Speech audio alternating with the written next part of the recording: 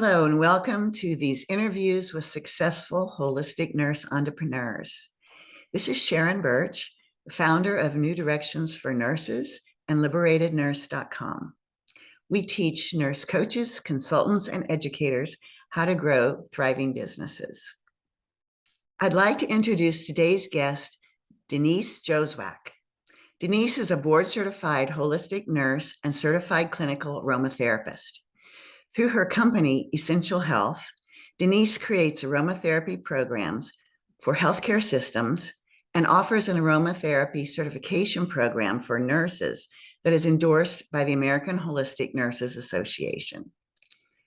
Denise is an international speaker, the author of an aromatherapy chapter in the widely acclaimed book, Holistic Nursing, A Handbook for Practice, and has published research on the effectiveness of nurse-delivered essential oil interventions in 10 hospitals. You can learn more about Denise in her bio below this video. Hi, Denise. Welcome. Hello. Thank you. You and I know each other through the American Holistic Nurses Association and our work in an aromatherapy for pain relief group. And I'd like to help the audience get to know you a little bit too. So before you share your marketing tips with us, would you share where you live and what you like to do for fun? Absolutely. And thank you so much for letting me be part of this. This is really fun. I live in Minnesota, just south of St. Paul. And then we also have a cabin up on Lake Superior, and that's where I am right now. Oh, nice. Yeah. And then for fun and relaxation, I really love spending time with family and friends. That's my favorite thing. Absolutely. We play games, both indoors and outdoors. I love to be in, by, or on the water. I'm definitely a water girl. So all kinds of things related to that. I'm a water girl too. And so I can really relate to that. Let's see. So I'm curious, how do you define success in your life?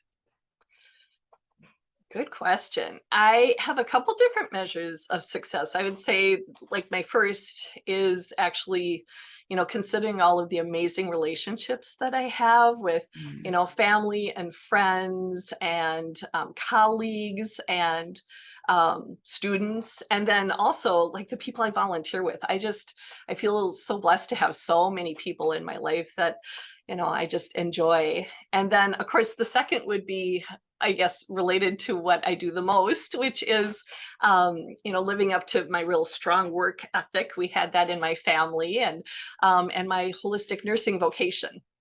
So I feel like it's really crucial to live up to what's important to you. And so I try to do that. And that feels very successful to me. I loved being a nurse. I loved being a nursing assistant, actually. That's how I started, helping people with their physical tasks while, allowing them to do or be the most they could, and then joking with them so we both had a better day. And then, as a staff nurse, really walking alongside patients and empowering them and teaching them and, also helping with their families. And then, I was a charge nurse. That was a challenge, but it was a fun challenge, putting all the puzzle pieces together on how to run a successful hospital care center for that shift. And then I grew into my passions, and that's part of why I guess I would say right now I feel really successful, because I've shifted into what feels the most important to me. And so that includes, in my work world at the hospital, I became the integrative health clinical site lead and the co-chair of our holistic nursing council. Yeah. And I was, doing all kinds of classes for the nurses on self-care, and also creating all kinds of programs for the patients, including our aromatherapy program for the hospital and then for the health system. And then too, I feel like volunteering is really important. That's part of what I feel I need to do is to give back. And so you mentioned the American Holistic Nurses Association panel. That's been a great process and an experience. I work with the Gatafasa Foundation. So if you're not familiar with that name, that's Rene Maurice Gatafasa was the person who coined the term aromatherapy. And his family has a company, but they also have a foundation. And their foundation is to honor his memory, because he really, in France, was the person who started bringing essential oils more into healthcare. And so they have always had a big presence in France, but now they've gone international. And they offer a prize to a healthcare team that that is offering aromatherapy and can prove that it's benefiting their patients. And so I'm part of that international jury. That's great. There's an international network called the International Clinical Aromatherapy Network, or ICANN. I'm a fellow there. I'm on the executive committee of a new group that's called ARCOT, the Aromatic Research Quality Appraisal Task Force. So what we're doing is we identified that there are some gaps in the research related to aromatherapy, where some aromatherapy research isn't even usable because perhaps it says lavender and doesn't include the Latin binomial, and there's all kinds of lavenders. So that really simplifies it, but we're doing all kinds of work, and we're getting to the point where we're hoping to publish really soon too. And offer a checklist to help people both who are doing research and people who are looking at research, because a lot of us use that in our career every day. And then I'm currently president of the Alliance of International Aromatherapists. And I feel like, you know, every time I volunteer, I get so much more than I give. It's wonderful. And then too, my business, Essential Health, I have so much fun with that. You know, everything that I do, the teaching, the consulting, the writing, the education is probably, you know, one of the things I spend the most time on, but I love it all. I love it. I love going and speaking at conferences and just explaining to people all about, you know, kind of the cool things about aromatherapy within a holistic care plan, because I am a certified holistic nurse, and that feels really important to me too. And then the other piece is I try really hard to, again, sort of live what I talk about. So I feel like balance is important, and we're a lot more productive when we're balanced, and we're balancing work with, you know, rest and play. And I try really hard to do that too. So there we go. That's my answer. A big long one, but Oh, I loved every word, Denise. oh, good. It's you're just exuding energy and light and joy when you speak, and so you are modeling the success. You know, you're modeling what your version of success is. And it's clear that you're in your passion, and I just you know, I'm receiving that some of that juice from you right now as you speak. It's really great. Oh, thank you. Yeah, it's fun. I love what I do.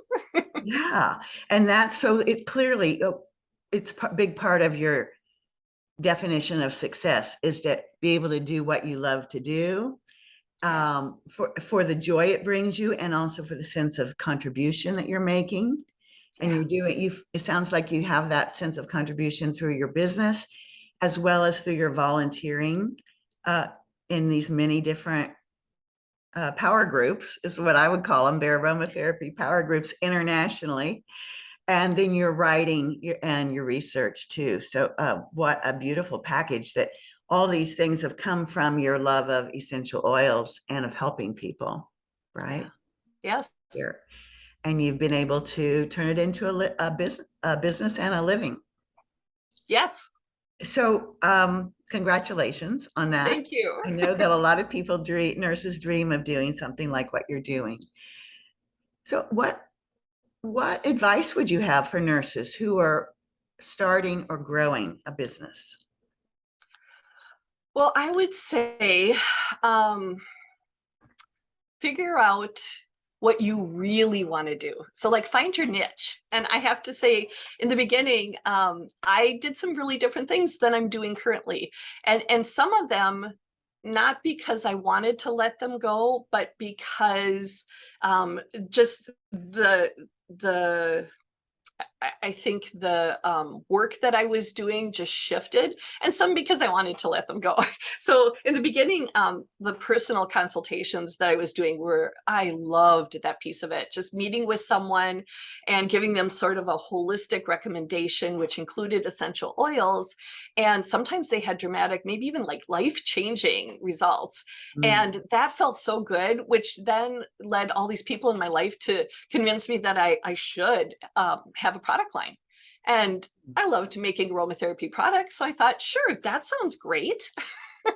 And so we created a whole website and a whole product line, and, took photos and created labeling and all that stuff. And it turned out that I didn't enjoy like making and packaging and sending things off to people I didn't know, as well as I enjoyed the being in one-on-one with people and really helping them understand the other things they could do. And in that chapter you talked about, I have a little section that's called "It's Not a Pill," because I feel like sometimes people take these great integrative techniques and they just add the one thing, and they don't look at the whole picture of everything they could do to really help themselves. So I know a lot of people that create products and they love it, and it just wasn't my thing. So I let go of it. And then I also consider any time that I shifted or maybe made a misstep more of a learning experience. So, some people are like, well, this didn't work. I feel like I've had failures, and, think of it as a learning experience. What did you Yeah, learn from that? And how are you going to go forward? And that's that's how so I've tried important. to view all of that. That's so important to reframe what we might think critically as a failure into a lesson, Yeah. and get the gift from the lesson and then move Yeah. on. Yeah. That's so important. Yeah, another piece of advice, I guess, would be to find a mentor Mm, and give yourself time, the time you need. So I guess I wish I had known there was such a thing as a nurse mentor, because I would have definitely gone that direction. I didn't know that, but I did find SCORE, which is the Service Corps of Retired Executives, and I met with this mentor, actually, my partner, who's my son, and I met with this mentor way in the beginning. And we received so much good business advice. But I think the best piece of advice that I received wasn't the details of business. It was about my angst over how much time to put into my business. So oh, at the time, I was still working as a nurse and terrified that if I just jumped off and leapt right into my business, that I wouldn't make enough money, and how did I know? And so he had this great analogy of lily pads as primary revenue streams. I thought it was brilliant. And so he was saying, my work as an integrative health trainer in the hospital system was one lily pad, and then my business was another lily pad. He said it's totally fine to just jump back and forth until you feel it's right to just jump over here and let this lily pad go. And, I think nurses have such a strong sense of knowing. I've always believed that to be true. And I thought, okay, I'll know when it's right. And I really did. I knew exactly when it was right to just let that go and then really focus on my business. And so I think that's important. And then also finding your support through other people. um when you put yourself out there as an entrepreneur, you find out who are the doubters and who are your champions. yeah. And doubters can be some of those closest to you, and that's because they have a great fear that you'll be hurt in the process, Mhm. somehow. um I would say when appropriate, if it works, let your champions talk to your doubters. You can kind of Mhm. defend yourself until, you're out of breath.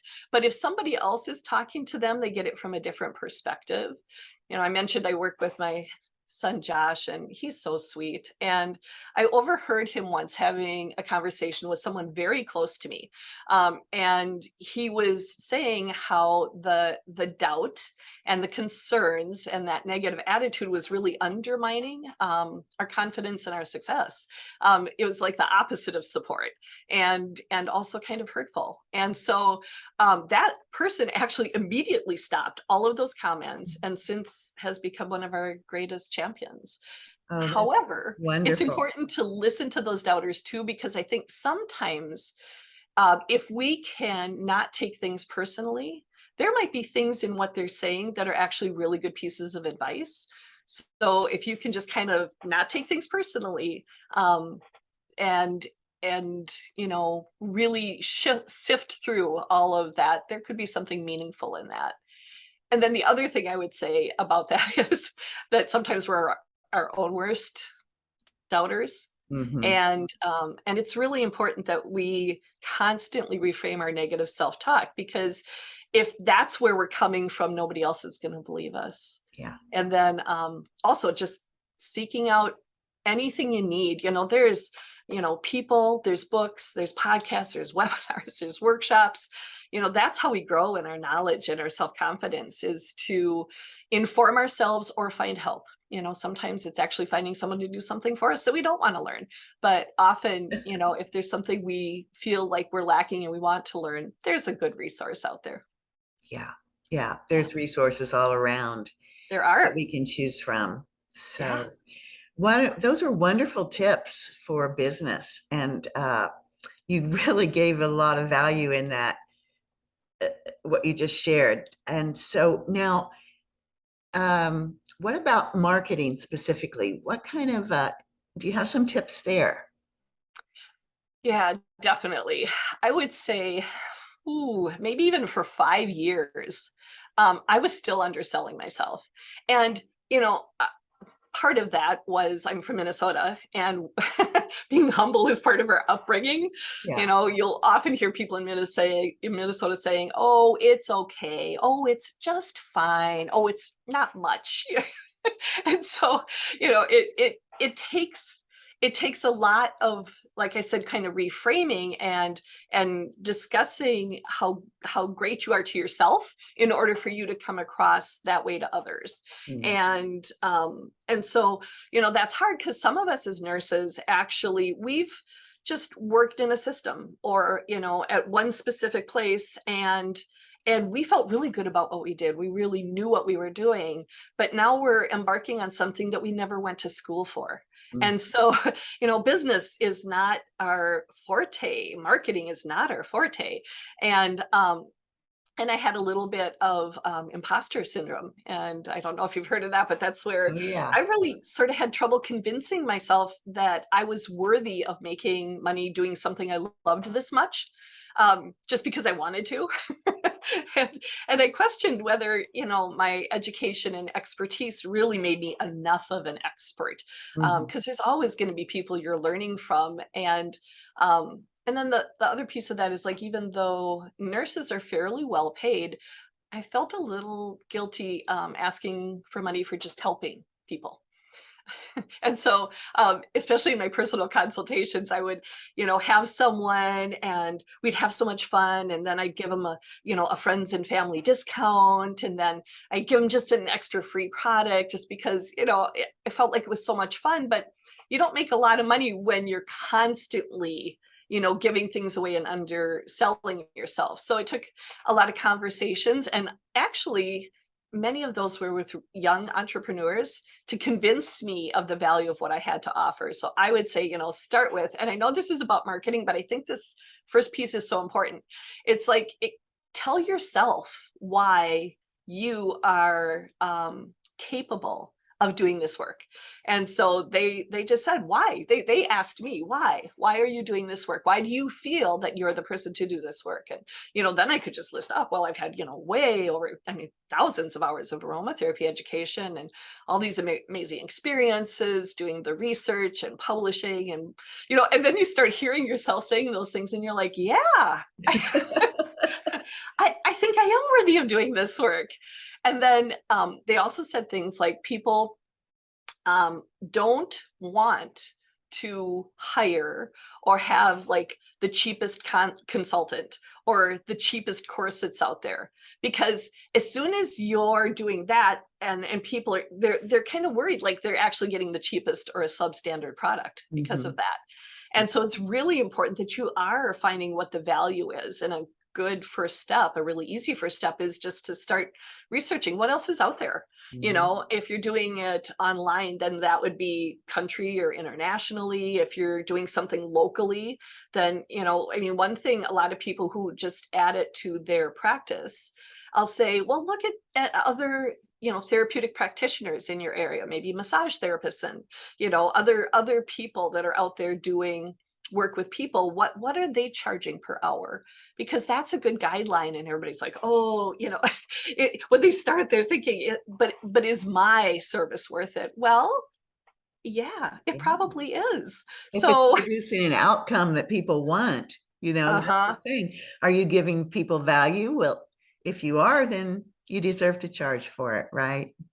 absolutely. Yeah. Yeah. And then when you're marketing, figuring out your niche. So making sure that you have that added value, like you talked about, and that you're marketing to the right people. Because, you know, if you figure out, like for me, you know, with aromatherapy, I need to know people who feel like that would be a great thing to add to what they're already doing to their practice, or just maybe people who are interested. But if I just were marketing to the general population all the time, there's essential oil posts, probably hundreds of thousands every day. You know, Pinterest has every recipe you could ever imagine. I mean, it's just out there, out there, out there. So what is it that I really want to offer, and who is it I'm offering to?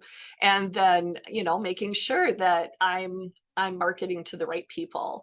And so, you know, we were pretty lucky because of my experience. People seek us out, and that's great. But I also think one of the best things I do is to market through professional organizations. So, you know, like the American Holistic Nurses Association, the National Association of Holistic Aromatherapists, the Alliance of International Aromatherapists. I have quite a few organizations that I feel like are absolutely aligned with what I'm doing. And those are the people that, you know, that often end up, when I'll say, where did you find us? That's where they found me, not through just a random post or ad, right? Sure. And then I think that LinkedIn is super valuable if you're marketing to professionals. I would guess most nurses are. Not everybody, but a lot of people. So if you're marketing to professionals, that's an overlooked social media platform. And you want to be just as active on there as anywhere else. However, they're different. They aren't looking for all the ad kind of things. You know, they're more looking at, you know, professionally, what are you doing next? So it's a little different format than doing the other two. I would say once we really started getting serious, we really looked at Google. So I think Google is one of your best friends, because when I started, before Josh became my partner, so I had a company create my website. It was beautiful. They got it up and running. I was doing everything I wanted.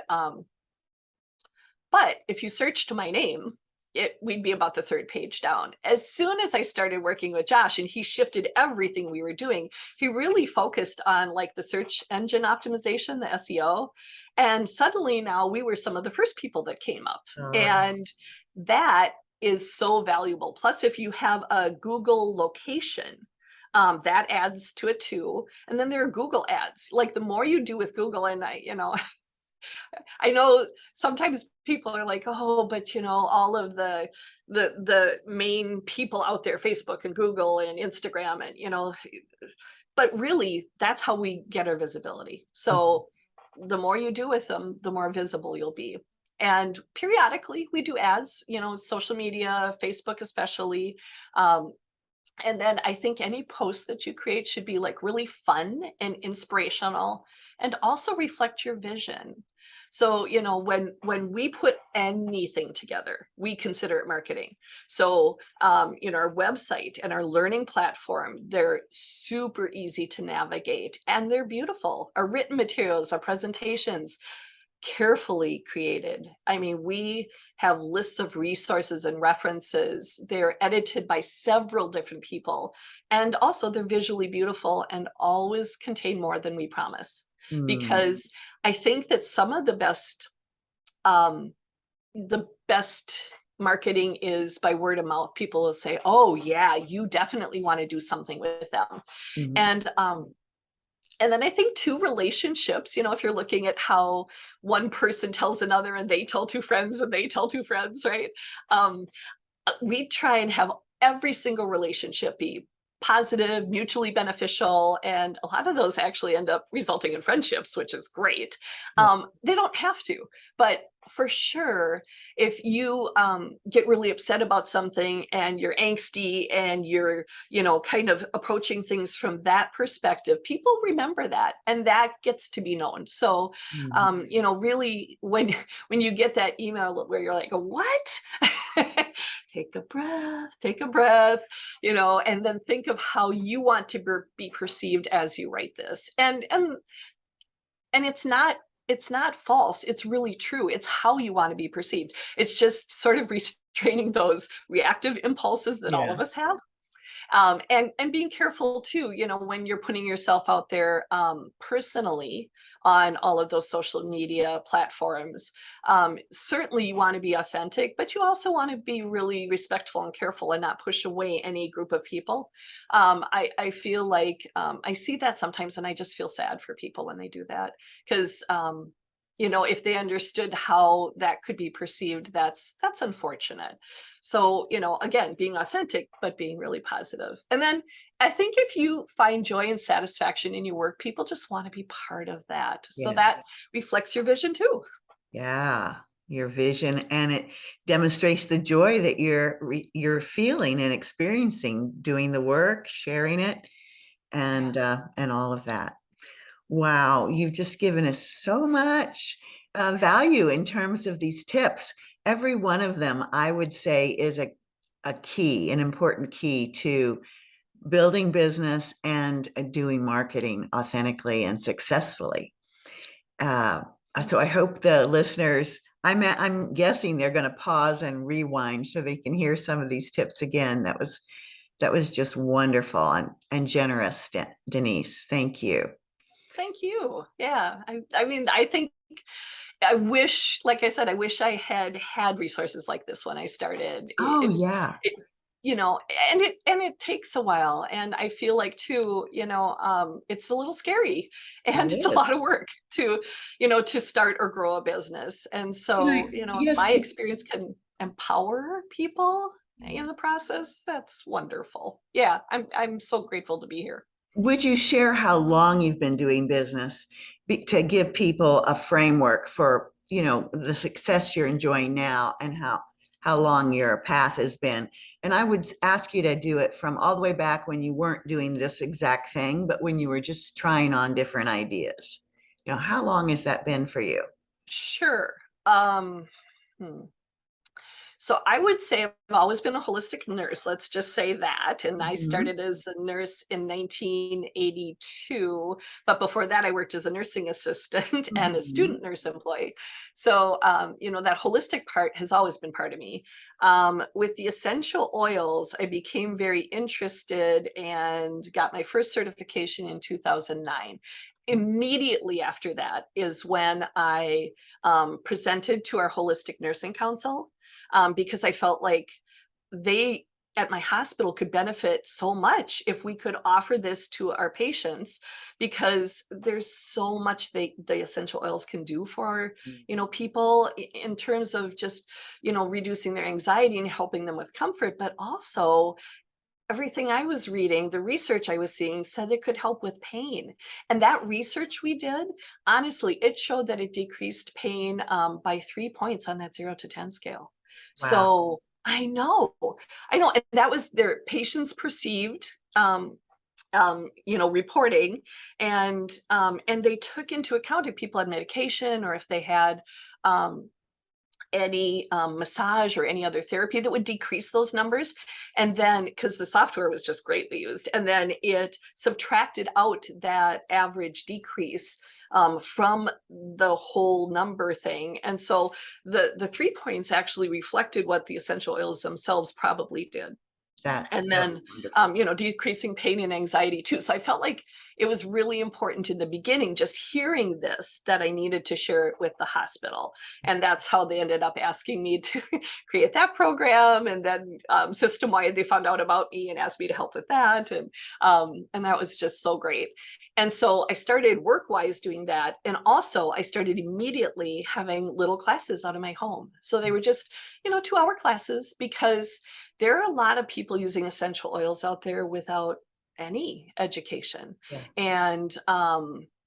or very, very little. And I watch 2 aromatherapy consultation databases, and there are some things happening to people because they don't know what they're doing. So I wanted to provide a lot of information about safety, but like also the cool stuff essential oils can help us with, and Yeah. people would make things. And so I started those right away in 2009. And then it was a little bit of a process before I got more education and decided I was ready to start the certification program. But already I sort of had established my business. And then after we published is when I really felt like I needed to ramp it up a lot, because that's when nurses were asking me, how can we do this? And so, that was, and we published in 2016, 2 articles, one in the Journal of Nursing Administration, one in Complementary Therapies in Medicine. And so then, like I said, people were finding us. So that's when we really, really, we created the online aromatherapy certification program. We made sure we were endorsed by the American Holistic Nurses Association, and offering CNEs, offering contact hours for massage and body workers, really, really ramped it up so that people knew now our primary focus was more about healthcare. And while I still do small classes, all kinds of workshops, I mean, I'll pretty much do what people ask me to do, and I'll travel where people ask me to. The Vanderbilt nurses asked if I would do a hybrid course for that ACP. I know that was super cool. So I said yes. We generally just say yes and then figure it out. And so they brought me to Nashville, and we did in-person classes. And then in between those in-person classes, the students would hand in their stuff online. So it was learner paced in between. And, the goal was that most of them by the last in-person class were done. And most of them were. Some had some personal things and extended their time, which, the online course is totally as long as people want.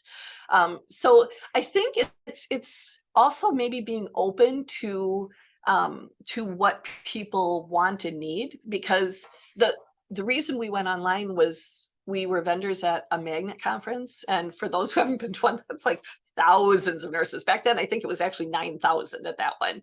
And so many people wanted it. They all wanted it online. So that was when we made that shift. And so we just, like I said, we kind of just keep shifting based on what people want and need. And I think that's part of the whole success piece as well, is not looking at like, oh, we don't have that, but how can we do that? How can we do that? Yeah. Great. Wonderful. Well, Denise, I believe you have a gift to give and to share with the I audience. do have a gift to give.